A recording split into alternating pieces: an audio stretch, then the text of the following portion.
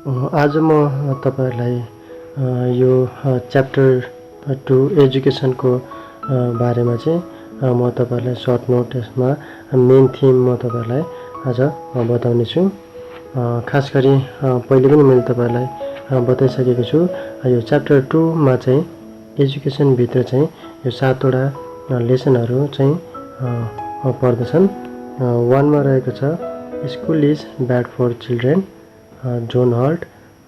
2 ma how the web destroys the quality of students' research papers, David Rothenberg.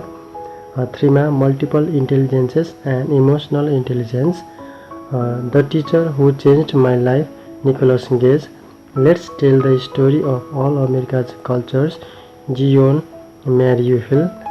6 ma रहेको छ Quiet and the Crying Song, Harold Corlander. 7 ma the first grade standing in the hall, Cheryl Sebagio. यसरी चाहिँ यो chapter 2 मा चाहिँ 7 वटा चाहिँ तपाईहरुले लेसनहरु चाहिँ पढ्नुपर्ने हुन्छ। यो लेसनहरुलाई चाहिँ तपाईले चाहिँ एकदम याद गर्नु होला। यो एजुकेसन च्याप्टर 2 एजुकेसन भित्र चाहिँ यो 7 वटा कुराहरु चाहिँ 7 वटा लेसनहरु चाहिँ पर्दछन्। यसमा चाहिँ यो हुँदछ भनेर चाहिँ तपाईले चाहिँ यसलाई सकेसम्म चाहिँ याद गर्नु होला। अघिल्लो भिडियोमा मैले तपाईहरुलाई यो 1 र 2 को चाहिँ मैले तपाईहरुलाई बताइसकेको छु। अब lesson 3 multiple intelligence and emotional intelligence. Question 1 मा रहेको छ how do Gardner's and Goleman's concept of intelligence differ from more traditional ones. Gardner's concept of multiple intelligence, MI, and Goldman's concept of an emotional intelligence, EI,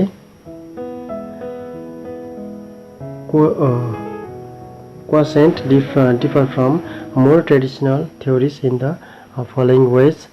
1. MI stresses a wide range of human abilities versus a more traditional focus on language and mathematical logical skills.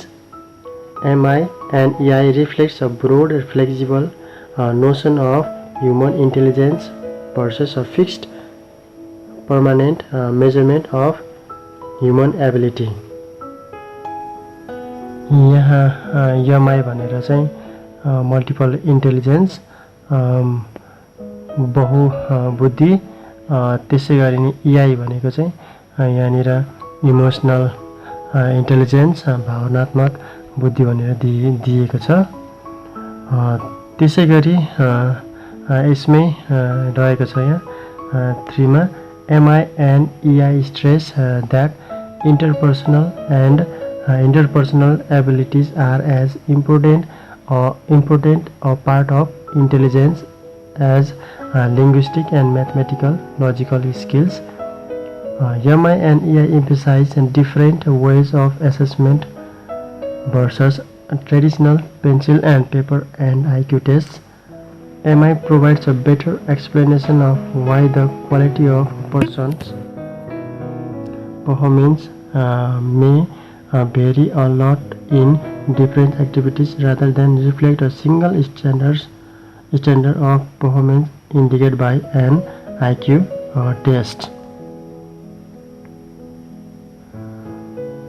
त्यसैगरी रहेको छ EI is a better predictor of success than IQ.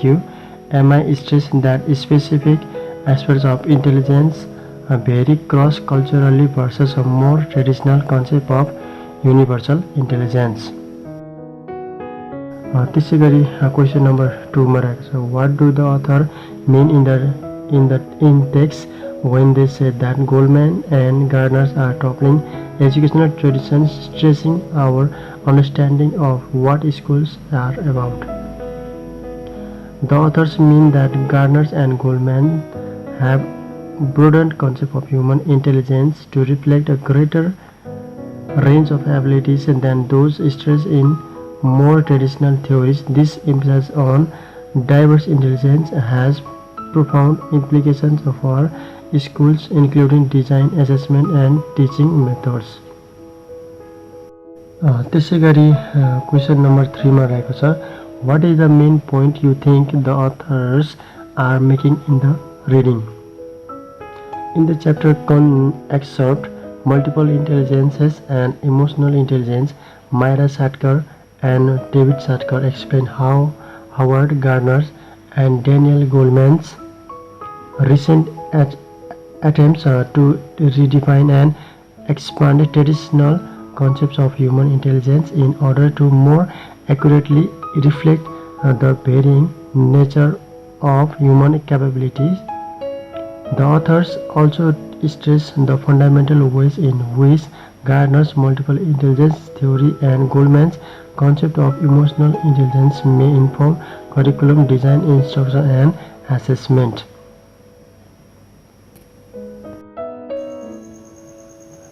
यहाँ तपाईहरु हेर्न सक्नुहुनेछ Gardner's 8 इन्टेलिजेन्सेस भनेर भनेको छ। मैले यसलाई सर्टमा पनि बुझ्नको निम्ति लेखेको छु, निम्स बिल भनेर। 1 मा छ लजिकल म्याथमेटिकल, 2 मा लिंग्विस्टिक, 3 मा बडीली काइनेस्थेटिक, 4 मा म्युजिकल, 5 मा स्पेशियल, 6 मा इंटरपर्सनल, 7 मा इंट्रापर्सनल, 8 मा naturalist.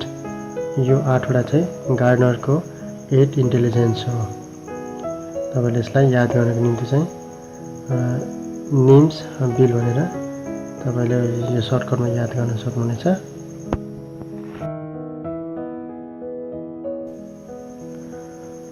Lesson 4 the teacher who changed my life, Nicholas Gage, main idea.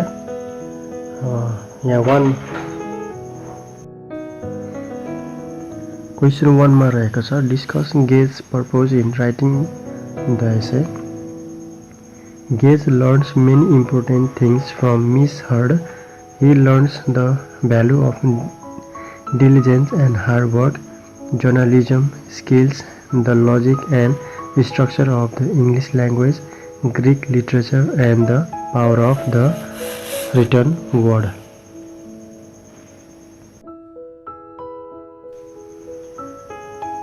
त्यसै गरी यहाँ क्वेसन 2 मा रहेको छ, explain why Gage finds Miss Heard such as inspirational teacher. Gage finds Miss Heard an inspirational teacher for numerous reasons.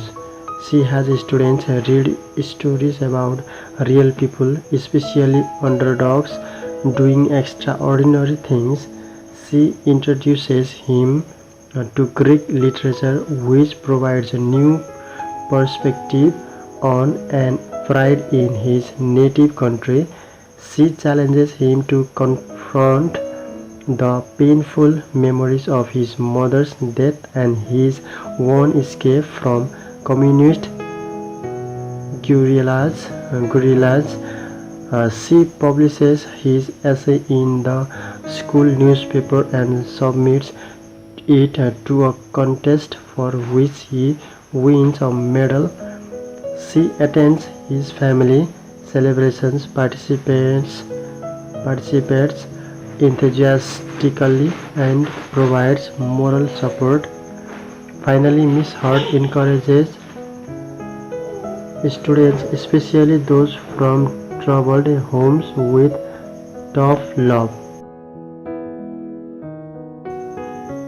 त्यसै गरी यहाँ अर्को क्वेसन रहेको छ, what are the qualities of good teachers?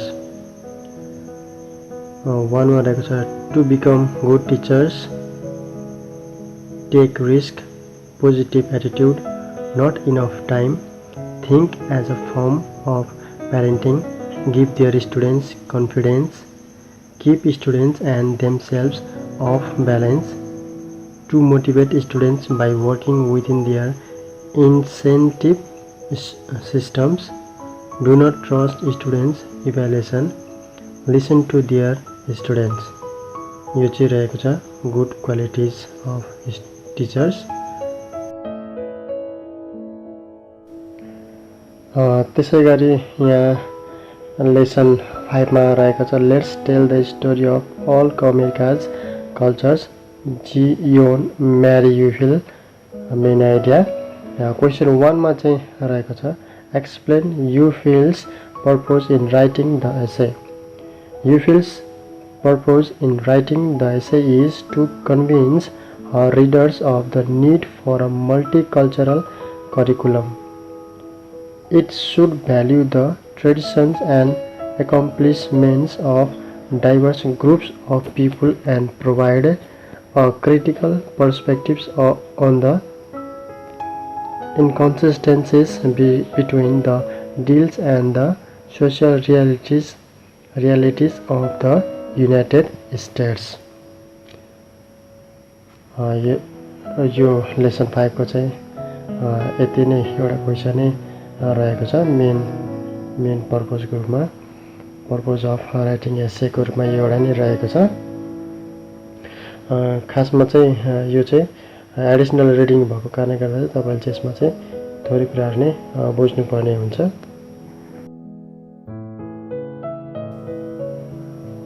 त्यसै गरी लेसन 6 मा रहेको छ Coyote and the crying song Harold Courlander. यहाँ क्वेसन 1 मा रहेको छ explain how Coyote and the crying song can be related to education. For example goals teaching and learning styles and factors that enhance and obstruct learning.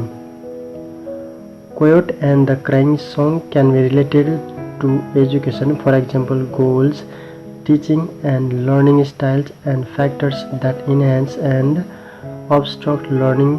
Ironically, finally, Coyote learns the truth that it's stupid of them not to tell the difference between singing and crying.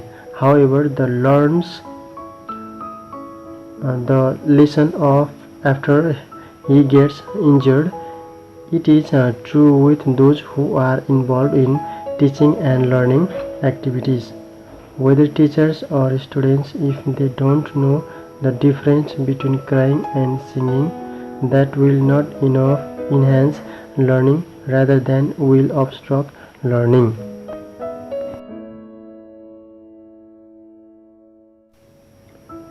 त्यसै गरी यहाँ रहेको छ अन्तिम lesson first grade standing in the hall Cheryl सेबग्यू. Question 1 मा चाहिँ रहेको छ discuss the main point or points you think सेबग्यू is making about students teachers and education in general. Sebagyu points out 4 educational needs: the need for teachers to consider students as individuals with varying concerns, interests and abilities, to respect students of varying educational and ethnic background, to vary their pedagogical approach to accommodate students' diverse learning styles and challenges, and to foster the self-esteem, creativity and personal voice of their students. Sebagyu also warns of the danger of self-fulfilling prophecies where students come to believe the negative comments made about their character and ability, and the destructive potential of traditional types of publishment such as standing in the hall, especially for those with learning difficulties. यो chapter 2 education को 7 र लेसनहरु यति नै रहेको छ. तपाईहरुलाई म के भन्न चाहन्छु भने तपाईहरुले एक दुई पटक चाहिँ लेसन चाहिँ तपाईहरुले पढ्नु होला. तपाईहरुलाई मेन गाह्रो हुने भनेको त्यो मिनिङ वर्डमा मात्र हो. मिनिङ वर्ड चाहिँ तपाईहरुले अन्डरलाइन गर्दै त्यसलाई चाहिँ तपाईले लेखेर त्यसलाई चाहिँ अथवा तपाईँले कसरी सजिलो हुन्छ त्यसलाई चाहिँ तपाईँले याद गर्नुपर्ने हुनेछ। मेन भनेको तपाईँलाई मिनिङबाटै गाह्रो हुनेछ लेसनहरू पढ्दाखेरि चाहिँ। सो त्यसैले चाहिँ तपाईँहरूले त्यसलाई चाहिँ अलि याद गर्नु होला। जसलाई चाहिँ रिडिङ ह्याबिट छ उहाँहरूलाई चाहिँ अलि सजिलै होला, तर जसलाई चाहिँ अब रिडिङ ह्याबिट छैन, अलि न्युज पेपरहरू पढ्ने अनि अलि बुकहरू पढ्ने त्यस्तो ह्याबिट छैन भने चाहिँ उहाँलाई चाहिँ हल्का गाह्रो हुन्छ, तर पनि केही फरक पर्दैन। अझ धेरै तपाईँलाई बुझ्नको निम्ति चाहिँ म केही समयमा त्यो सबै लेसनहरूको समरी चाहिँ नेपालीमा म ल्याउने छु। तपाईँसम्म मेरो यो च्यानललाई लाइक, सेयर, सब्सक्राइब पनि गरिदिनु होला मेरो च्यानललाई।